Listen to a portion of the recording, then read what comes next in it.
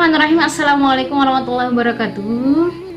Alhamdulillahirrahmanirrahim. Wabihi nasta'inu ala umuri dunya waddin. Wassalatu wassalamu ala ashrafil anbiya'i wal mursalin Sayyidina Muhammadin wa ala alihi washabihi ajma'in. Amma ba'du.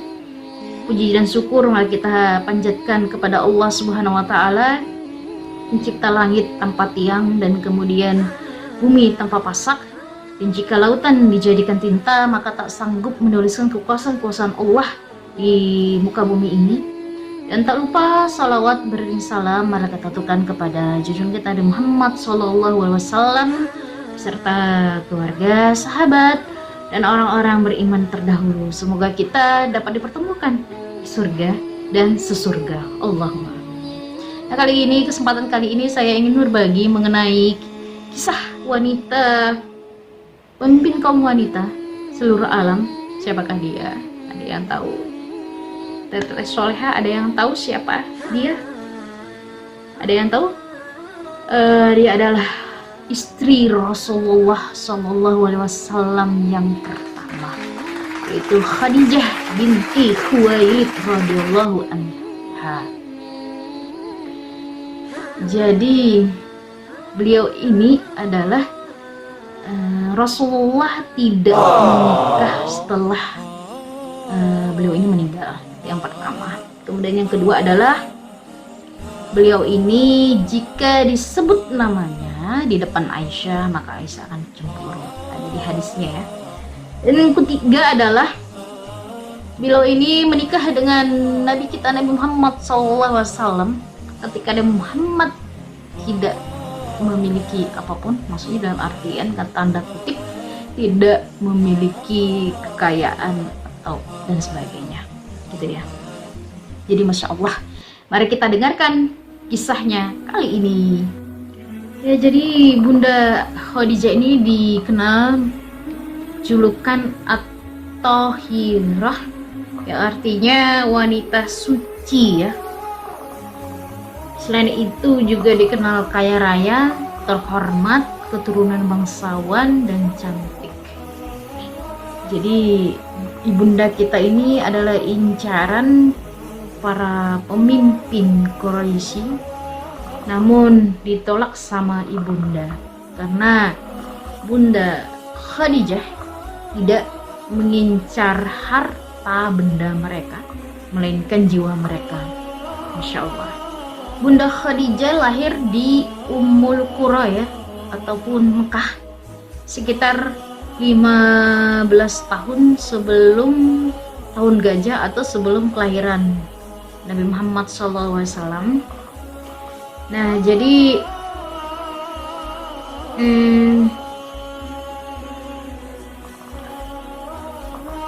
beliau adalah nama lengkap beliau ya, Ummul Qasim binti Khuwailid bin As bin Abdul Uzza bin Qusay bin Kilab al-Quraisyiyah al-Asadiyah. Nah, jadi suatu ketika ibunda kita itu bermimpi tidak seperti biasanya ya. Jadi mimpi ibunda kita itu, beliau memimpikan matahari besar turun dari langit Mekah dan berada di dalam rumahnya. Jadi cahaya ini memenuhi seluruh ruangan yang ada di dalam rumah ibunda kita. Nah, sehingga cahaya ini menyilaukan seluruh isi, memancar seluruh isi ruangan rumah, sehingga menyilaukan jiwa gitu ya, dan pandangan. Jadi luar biasa silaunya ya dalam mimpi ibunda kita. Nah, jadi ibunda kita ini penasaran mengenai mimpi itu. Kemudian beliau mendatangi sepupunya, yaitu Waraqah bin Naufal. Nah, jadi beliau menuturkan kepada sepupunya mengenai mimpi tersebut. Sebelum tuntas mimpi ibunda kita itu dikisahkan kepada beliau, seketika itu pun sepupu beliau itu tersenyum gitu ya. Nah, terus kemudian berkata kepada ibunda kita, bergembiralah wahai saudara sepupuku, jika Allah membenarkan mimpimu, cahaya nubuah akan masuk ke dalam rumahmu, dan dari sana cahaya penutup para nabi akan memancar. Jadi Masya Allah. Nah, jadi sejak itu ibunda kita tidak bisa tidur tenang ya, dalam artian selalu memikirkan terkait mimpi tersebut gitu kan. Nah, dan beliau pun berharap bahwa mimpinya itu menjadi nyata dan sumber kebaikan untuk umat manusia di seluruh alam ataupun di sumber cahaya di dunia ini.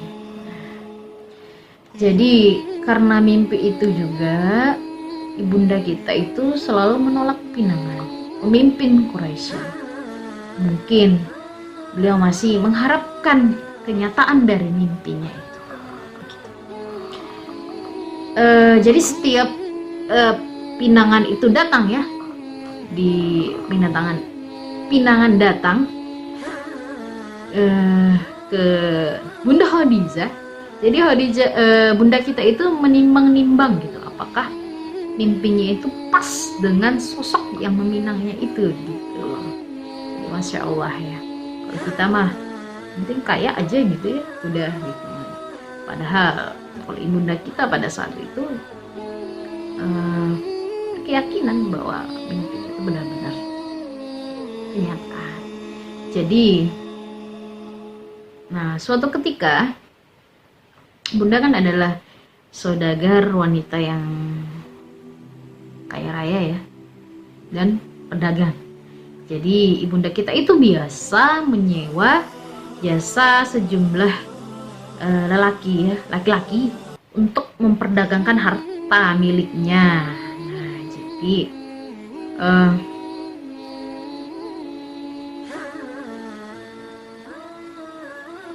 jadi pada saat itu ibunda kita mendengarkan mengenai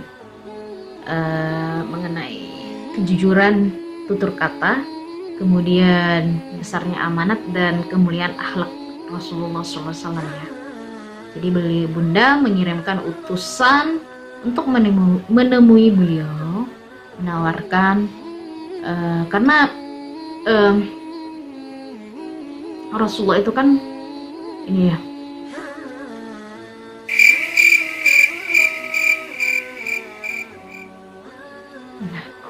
jadi bunda menawarkan untuk memperdagangkan hartanya ke negeri Syam ataupun sekarang kita kenal negeri Palestina. Nah, jadi Rasulullah, jadi bunda kita itu menawarkan akan memberikan imbalan yang terbaik kepada Rasulullah, dan Rasulullah pun mengiyakan. Pada saat itu berangkatlah Rasulullah ke Syam bersama Maisyarah. Maisyarah itu adalah pembantunya Khadijah ya, tapi laki-laki ya. Jangan anggap bahwa Maisyarah itu adalah perempuan. Maisyarah itu adalah laki-laki. Nah, jadi setelah dalam perjalanan ya, dari perjalanan Mekah ke Syam itu kalau jalan kaki itu kan sekitar berapa kilo ya, sekitar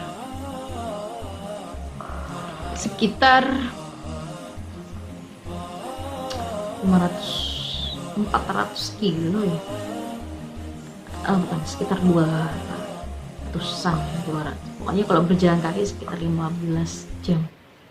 Nah, pada saat itu Rasulullah beristirahat di bawah pohon. Nah, jadi ada seorang rahib memanggil Maisyarah ya. Jadi rahib itu bertanya kepada Maisyarah, siapakah lelaki yang istirahat di bawah pohon itu? Maisyarah menjawab, dia orang Quraisy dari penduduk tanah haram. Nah, si rahib kemudian berkata kepadanya, tidak ada seorang pun yang istirahat di bawah pohon itu selain Nabi. Nah, jadi sepulang dari negeri Syam ya, jadi Rasulullah itu mendapat keuntungan 2 kali lipat dari barang-barang yang dijual. Nah, sepulang dari Syam, Maisyarah itu menuturkan beberapa kejanggalan yang dia rasakan ketika bersama Rasulullah.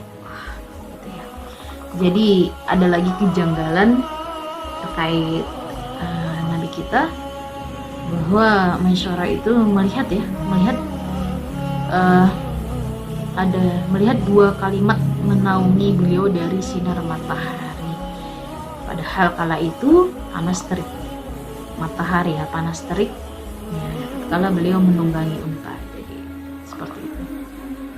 Jadi bunda kita itu terus memikirkan terkait beliau ya. Nah, apalagi terkait penuturan Maisyarah tersebut. Jadi dan serta kata-kata sebelumnya. Nah, kemudian suatu ketika ya, namanya seorang perempuan pasti ibunda kita juga punya teman ya. Jadi temannya datang, yaitu Nafisah binti Munabbih. Jadi datang berkunjung ke rumah Khadijah, rumah ibunda kita. Nah, pada saat itu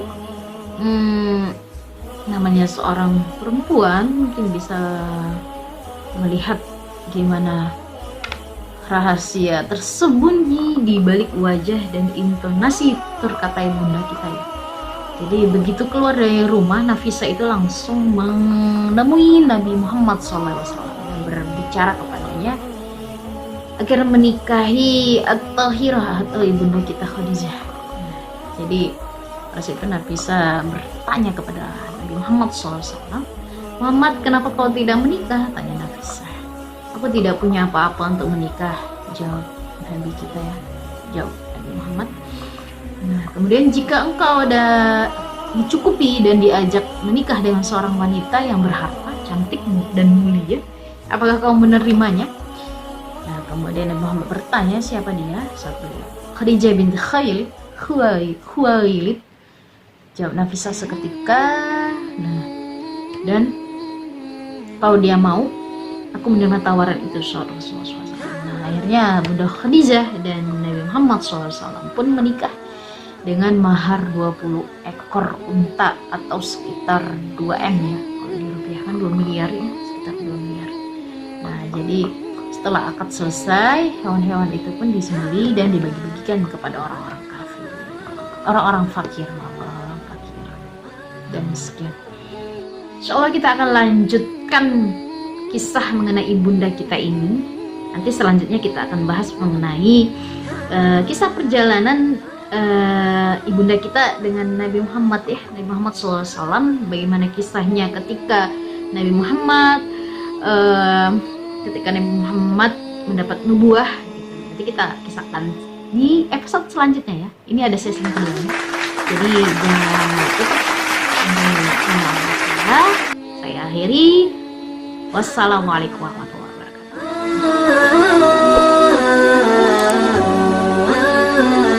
wabarakatuh.